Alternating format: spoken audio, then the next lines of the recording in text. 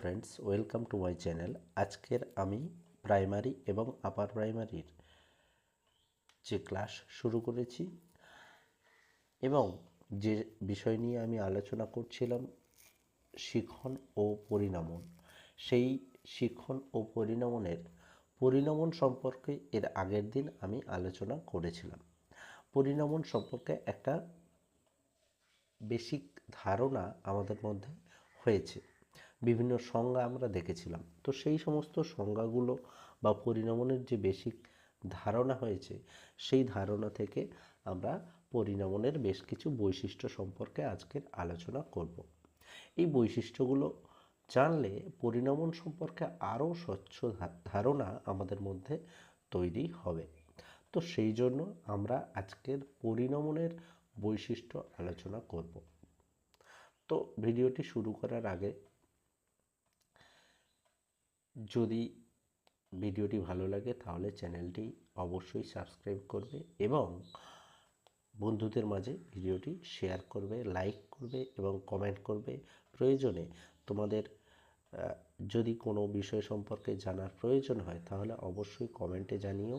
সেই সমস্ত বিষয় নিয়ে আমি অবশ্যই আলোচনা করার চেষ্টা করব এবং তোমাদের মূল্যবান মতামত আমাকে জানিও যদি কোনো জায়গায় কোনো সমস্যা বা কোনো ভুল হয়ে থাকে।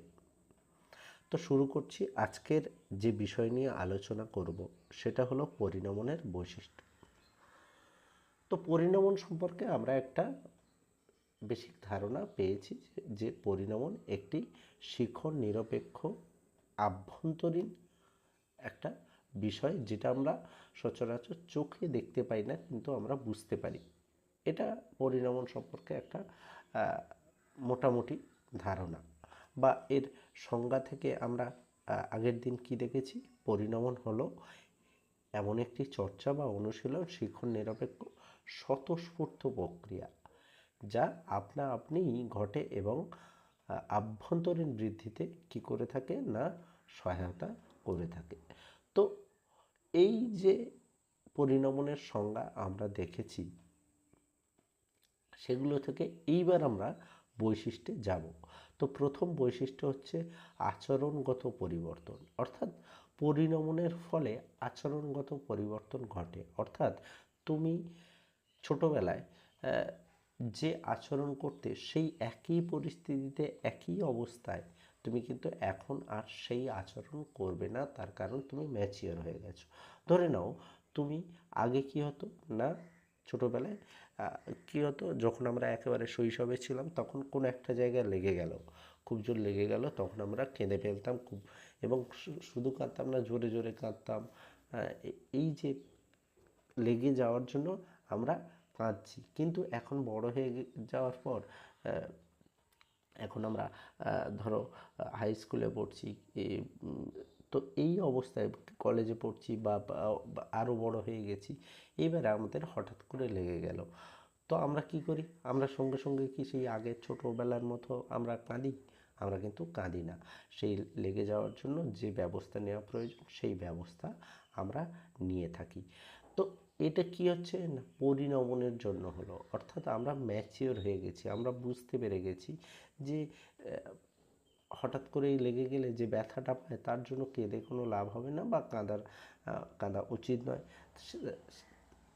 কাঁদলে আবার অনেকের মধ্যে যে যেমন হচ্ছে আমরা বলি যে যারা বড় হয়ে গেছি আমরা কি হয় না, লেগেছে, যন্ত্রণা হচ্ছে, সমস্ত কিছু হচ্ছে, কিন্তু আমরা বাইরের যেহেতু চারিপাশে লোকজন আছে আমরা কিন্তু কাঁদি না, আমরা সহ্য করে নিই। তার মানে কি, আমরা আমাদের আচরণের পরিবর্তন ঘটেছে, কিসের জন্য? ম্যাচিওর হওয়ার জন্য।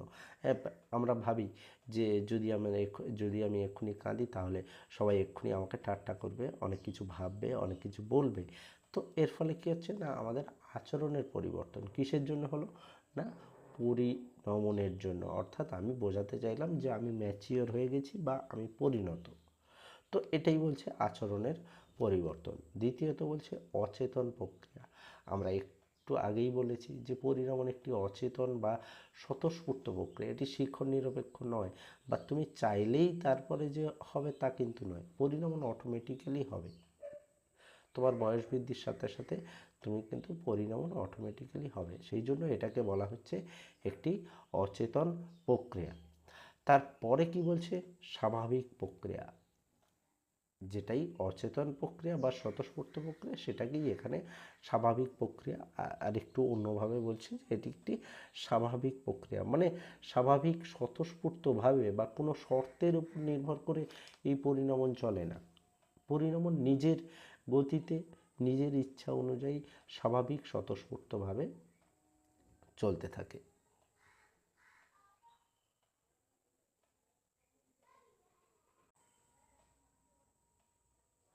তারপর কি বলছে? চাহিদা নিরপেক্ষ। অর্থাৎ পরিণমন চাহিদার উপর ডিপেন্ড করে না। চাহিদা তুমি চাইলেই তারপরে পরিণমন হবে তা কিন্তু নয়। যেমন শিখন চাহিদার উপর নিরপেক্ষ, অর্থাৎ তুমি চাইলে তারপর শিখন হবে, তুমি না চাইলে আমি যেমন ধরে নাও আমরা শিখনে কি দেখেছি বা পড়েছি, সেখানে আমরা কি বলেছি যে আমি যদি চুপচাপ বসে থাকি তাহলে কি আমার শিখন হবে? আমার কিন্তু শিখন হবে না। কিন্তু পরিণমন কিন্তু চাহিদার নিরপেক্ষ, অর্থাৎ এই চাহিদার উপর ডিপেন্ড করে না। তুমি সারা জীবন বসে থাকলেও তুমি পরিণত হবে, পরিণমন তোমার ঘটবে। এবারে তুমি যত পরিবেশের সঙ্গে ইন্টারাকশন করবে তত বেশি হবে, তত ভালো হবে। ইন্টারাকশন না করলে, তুমি পরিবেশের সঙ্গে ইন্টারাকশন না করলে কম হবে, কিন্তু অটোমেটিক্যালি হতে থাকবে, যেটা শিখন একেবারেই হবে না, তুমি না চাইলে একেবারেই হবে না। তারপরে কি বলছে? যে সার্বজনীন প্রক্রিয়া, অর্থাৎ পরিণমন একটি সার্বজনীন প্রক্রিয়া। সমস্ত প্রাণীর ক্ষেত্রে পরিণমন ঘটে, মানে সমস্ত উন্নতশীল প্রাণী বা সমস্ত প্রাণীর ক্ষেত্রেই কিন্তু পরিণমন ঘটে। পরিণমন হয় না এরকম প্রাণী সাধারণত নেই। এইবারে যদি এখন তোমরা বলো যে ব্যতিক্রমী শিশু আছে যাদের পরিণমন সঠিকভাবে না হওয়ার জন্যই তাদের আচরণগত সমস্যা দেখা যায়, সেটা ব্যতিক্রমী শিশুদের জন্য।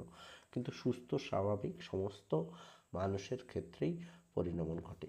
কিছু ব্যতিক্রমী শিশু বা ব্যতিক্রমী চাহিদা সম্পন্ন শিশু লক্ষ্য করা যায়, যাদের পরিণমন বা সঠিক না হওয়ার জন্য তাদের আচরণগত সমস্যা বা বিভিন্ন সমস্যা দেখা যায়, কিন্তু সেটা ওই ব্যতিক্রমী। সুস্থ স্বাভাবিক সমস্ত মানুষের ক্ষেত্রে পরিণমনটা একটা সার্বজনীন প্রক্রিয়া। তারপরে কি বলছে? সীমিত সময়, অর্থাৎ পরিণমন একটা সীমিত সময়ের প্রক্রিয়া। কি না, এখানে কি বলছে যে একটা নির্দিষ্ট সময়ে দেখা যায়, পূর্ণ পরিণতির পৌঁছলে তা লুপ্ত হয়ে যায়। অর্থাৎ কি না, ধরে নাও তুমি একটা নির্দিষ্ট বয়স পর্যন্ত দেখবে পরিণমন কিন্তু হয়, সারা জীবন কিন্তু পরিণমন হয় না। যেমন হচ্ছে তুমি যদি দেখো যে যদি দেখা যায় যে তোমার আচরণগত পরিবর্তন বা তুমি একটা ধরো 23, 25, 30 বছর পর্যন্ত মোটামুটি তোমার মধ্যে যা ম্যাচুরিটি আসবে, যা আসার তা কিন্তু এসে যাবে। তারপরে কিন্তু আর আলাদা করে যে অন্যরকম ম্যাচুরিটি এসেছে তা কিন্তু সাধারণত লক্ষ্য করা যায় না। মানে তা কিন্তু হয় না।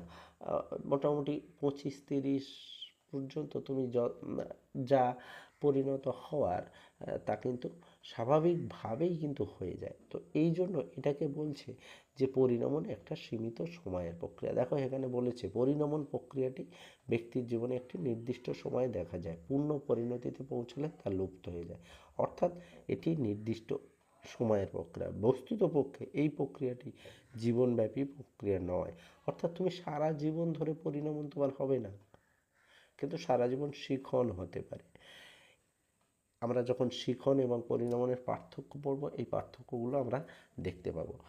তো তারপর কি বলছে? এটি নির্দিষ্ট সময়ে আরম্ভ হয়, নির্দিষ্ট সময়ে আবার তার কাজ শেষ হয়ে যায়। ফলে এই প্রক্রিয়াটি ব্যক্তির জীবনের সীমিত সময়ের একটা প্রক্রিয়া। তো পরিণমন সীমিত সময়ের প্রক্রিয়া।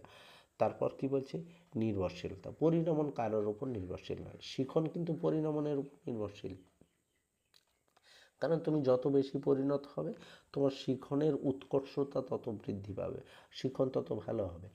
পরিণমন কারোর উপর নির্ভরশীল নয়। একটু আগেই বললাম এটি একটি স্বাভাবিক স্বতঃস্ফূর্ত সার্বজনীন প্রক্রিয়া। সেই জন্য এ কারোর উপর নির্ভরশীল নয়, তুমি অটোমেটিক্যালি পরিণমন তোমার ঘটবে। এবার তুমি ইন্টারাকশন করলে বেশি হবে, ইন্টারাকশন না করলে কম হবে, কিন্তু এই নয় যে পরিণমন হবে না। তুমি যতক্ষণ ইন্টারাকশন করবে ততক্ষণ পরিণমন হবে না, অর্থাৎ এটি কারোর উপর নির্ভরশীল নয়। সেই জন্য এখানে বলছে যে পরিণমন একটি মানে এমন একটি প্রক্রিয়া যা কারোর উপর নির্ভরশীল নয়। তো এই গেল পরিণমনের বৈশিষ্ট্য। এর পরের দিন আমরা পরিণমন এবং শিখন, এই শিখন পরিণমনের পার্থক্য সম্পর্কে আলোচনা করব। তো আজ এ পর্যন্ত, দেখা হবে আবার পরের ভিডিওতে। যদি ভিডিওটি ভালো লাগে তাহলে চ্যানেলটিকে অবশ্যই সাবস্ক্রাইব করবে, পাশে থাকবে, কমেন্ট করবে এবং বন্ধুদের মাঝে ভিডিওটি শেয়ার করবে। ধন্যবাদ।